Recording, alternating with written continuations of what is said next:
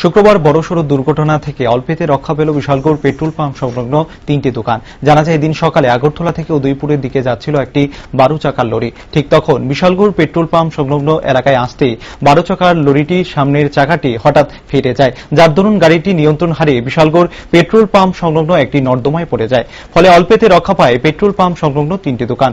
প্রত্যক্ষদর্শীদের অভিযোগ, 12 চাকার লরিটি অতিরিক্ত পণ্য বহন করে যাচ্ছিল, যার দরুন এই ঘটনা সংঘটিত হয়েছে। ফলে প্রশ্ন উঠছে বিশালগড় ট্রাফিক ব্যবস্থা নিয়েও। অভিযোগ, বিশালগড়ে কর্মরত ট্রাফিক পুলিশ যদি তাদের সঠিক দায়িত্ব পালন করত, তাহলে একটি 12 চাকার লরি কিভাবে অতিরিক্ত পণ্য বোঝাই করে বিশালগড়ের উপর দিয়ে উদয়পুরের দিকে যাচ্ছে, যা এক প্রকার সন্দেহ যাচ্ছে। তবে বিশালগড়ে কর্মরত ট্রাফিক বাবুদের বিরুদ্ধে অভিযোগ নতুন নয়। সাধারণ জনগণের অভিযোগ, ট্রাফিক কর্মীদের কর্তব্যে গাফিলতির কারণে বিশালগড়ে দিনের পর দিন যান দুর্ঘটনা বৃদ্ধি পাচ্ছে।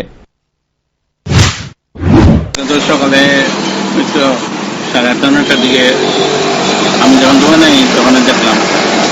এই জায়গাটার নাম দিত, এটা বিশালগড় বিএসসির নিকটে। কোনো ক্ষয়ক্ষতি এরকম হয়েছে? না, ক্ষয়ক্ষতি নেই, এটা এমনি। তো পার্শ্ববর্তী দোকানটা অল্পের থেকে পাচ্ছে নাকি? হ্যাঁ। আপনার নাম? আমার নাম মনোজ চক্রবর্তী।